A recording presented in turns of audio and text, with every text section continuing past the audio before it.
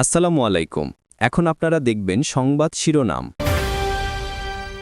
ত্রয়োদশ সংসদের প্রথম অধিবেশন, সংসদ নেতার সভাপতিত্বে সংসদীয় দলের বৈঠক, স্পিকার উপনেতা সহ গুরুত্বপূর্ণ বিষয়ে আলোচনা।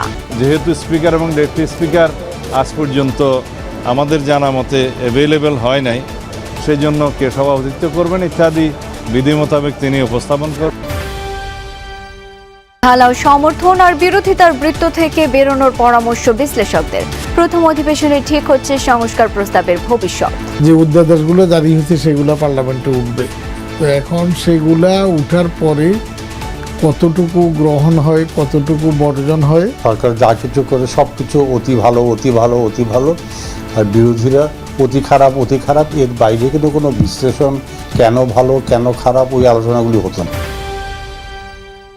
2 টন ওয়ারহেডবাহী মিসাইল ছুড়ল ইরান, ইসরায়েলে ব্যাপক ক্ষয়ক্ষতি। হরমুজের দখল রাখতে মাইন স্থাপন তেহরানের, বোমা মেরে সচলের চেষ্টা যুক্তরাষ্ট্রের। ফিলিং স্টেশনগুলোতে তেলের সরবরাহ বাড়িয়েছে সরকার। চট্টগ্রাম বন্দরে জ্বালানি খালাস শুরু, রেশনিংয়ের কারণে পাম্পে ঘন্টার পর ঘন্টা অপেক্ষা। আমি ন্যূনতম অন্ততপক্ষে 500 থেকে 600 টাকার তেল যদি পাইতাম তাহলে আমি আর আসতাম না। চেহারি খেয়ে এখানে এসে নামাজ পড়ছে, এখন ওই সময় লাগে দেখে আগে চলে আসছে। এই যাত্রার জন্য প্রস্তুত হচ্ছে গণপরিবহন, অতিরিক্ত ভাড়া আদায়ের শঙ্কায় যাত্রীরা। জ্বালানি সংকটে বেড়েছে দুশ্চিন্তা। পাকিস্তানের বিপক্ষে প্রথম ওয়ানডেতে টসে জিতে ফিল্ডিংয়ের সিদ্ধান্ত বাংলাদেশের। একাদশে নেই সৌম্য সরকার। আসসালামু আলাইকুম। এখন দেখবেন সংবাদ বিস্তারিত। আগামীকাল সকাল 11টায় ত্রয়োদশ জাতীয় সংসদের প্রথম অধিবেশন বসবে। এই সংসদে স্পিকার ও ডেপুটি স্পিকার নির্বাচন করা হবে। তাদের শপথ পাঠ করাবেন রাষ্ট্রপতি মোহাম্মদ শাহাবুদ্দিন। সংসদ নেতার প্রারম্ভিক বক্তব্যের মধ্য দিয়ে অধিবেশন শুরু হবে বলে জানিয়েছেন স্বরাষ্ট্রমন্ত্রী সালাউদ্দিন আহমদ। সংসদ নেতা ও প্রধানমন্ত্রী তারেক রহমানের সভাপতিত্বে সংসদীয় দলের বৈঠক শেষে একথা জানান তিনি। জাতীয় সংসদ ভবনে বেলা 11টায় সরকার দলীয় সভাকক্ষে এই সভা শুরু হয়। পরে ব্রিফিং করেন চিফ হুইপ মোহাম্মদ নুরুল ইসলাম, জানান খালি চেয়ার দিয়ে সংসদ অধিবেশন শুরু হবে। প্রধানমন্ত্রী প্রথম অধিবেশনের একজন সভাপতির নাম প্রস্তাব করবেন। সংসদ সমর্থন করলে তার সভাপতিত্বে শুরু হবে সভা এবং স্পিকার ও ডেপুটি স্পিকার নির্বাচিত হবে। চিফ হুইপ বলেন, এবারের সংসদ হবে জনগণের কাঙ্ক্ষিত সংসদ। কার্যকর, দায়িত্বশীল, প্রাণবন্ত সংসদে পরিণত করাই সরকারের লক্ষ্য বলে জানান তিনি। সংসদে বিরোধী দলের গঠনমূলক ভূমিকা ও সহযোগিতার প্রত্যাশা করেন চিফ হুইপ। কালকে আমাদের সংসদ নেতা মাননীয় প্রধানমন্ত্রী প্রারম্ভিক স্বাগত বক্তব্যের মধ্য দিয়ে অধিবেশনের সভাপতি কে হবেন, যেহেতু স্পিকার এবং ডেপুটি স্পিকার আজ পর্যন্ত আমাদের জানা মতে অ্যাভেলেবেল হয় নাই, সেই জন্য কে সভাপতিত্ব করবেন ইত্যাদি বিধি মোতাবেক তিনি উপস্থাপন করবেন, আহ্বান করবেন। পার্লামেন্টারি পার্টির বৈঠক যা হয় বিভিন্ন বিষয় নিয়ে সংসদ শুরু হচ্ছে, তো সেই সব বিষয় নিয়ে একই সঙ্গে আমরা পার্লামেন্টের সব দায়িত্ব নিয়ে আলোচনা হয়েছে।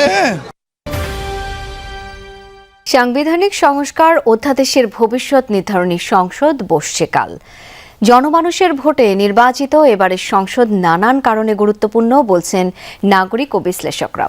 ঢালাওভাবে সমর্থন বা বিরোধিতার বদলে গঠনমূলক সমালোচনা করবেন এমপিরা। আইনের শাসন, দ্রব্যমূল্য নিয়ন্ত্রণ ও নিরাপত্তা সহ জনগণের প্রত্যাশা পূরণে কাজ করবে এবারের সংসদ, এমন প্রত্যাশা তার। বছর পর এবার প্রত্যক্ষ ভোটে জনপ্রতিনিধি নির্বাচিত করেছে জনগণ। অধিকার ও গণতন্ত্র পুনরুদ্ধারের সে লড়াই ছিল রক্তক্ষয়ী। তাই হয়তো নির্বাচিত প্রতিনিধিদের কাছে এবার প্রত্যাশাও অনেক বেশি। ক্ষমতার চর্চা নয়, মানব সেবার শক্তিশালী কাঠামো তৈরিতে কাজ করবেন সংসদ সদস্যরা, আশা সাধারণ মানুষের। আতোয়ারি আমূল পরিবর্তনের সুপারিশ করেন অভিজ্ঞরা। সেসব সুপারিশ তথা সংস্কার প্রস্তাবের ভবিষ্যৎ নির্ধারিত হবে বর্তমান সংসদের হাত ধরে। ফলে নতুন সংসদের গুরুত্ব অনেক বেশি। গত 15-16 বছর নির্বাচন ঠিকভাবে হয় নাই, কোনো শক্তিশালী বিরোধী দল ছিল না। তো এখন মানুষের প্রত্যাশা পরিবর্তন।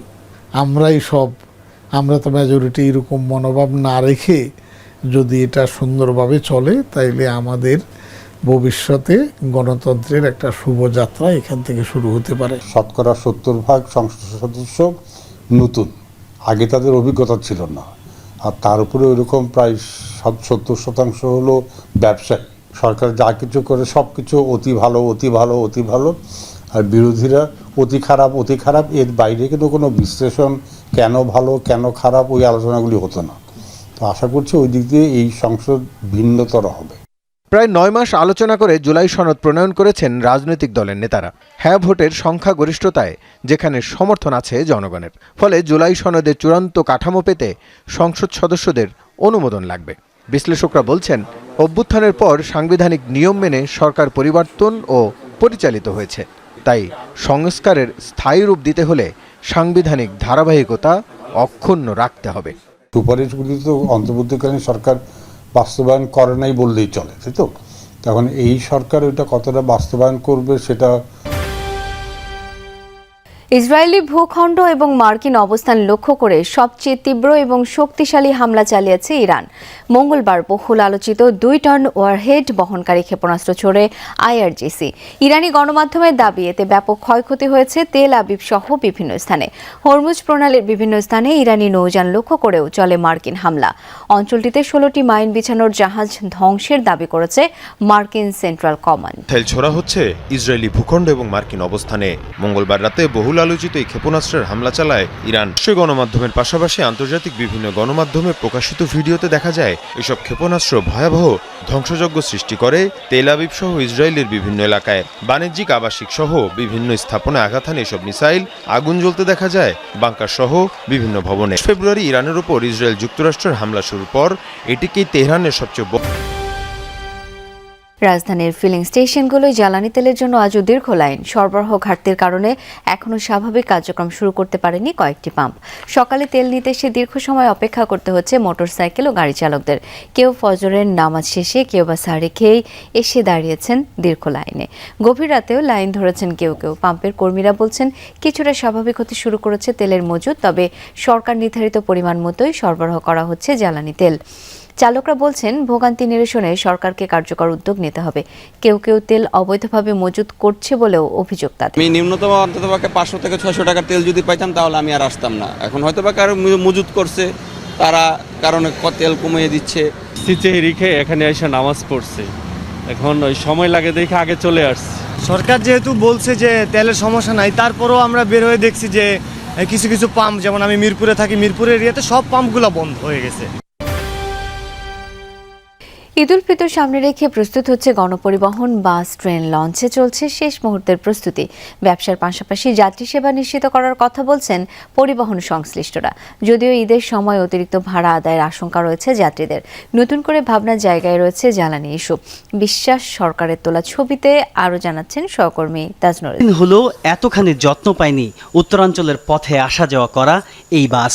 সামনে ঈদ যাত্রা, তাই দৃষ্টিনন্দন সাজে প্রস্তুত করার সর্বোচ্চ চেষ্টা শ্রমিক। খানেকের ছুটি মিলবে ঈদ উপলক্ষে। যাত্রী সেবা দিতে প্রস্তুত হচ্ছে রাজধানী থেকে দেশের বিভিন্ন রুটে চলাচল করা দূরপাল্লার বাসগুলো। সবার প্রত্যাশা যাত্রা হবে আনন্দ।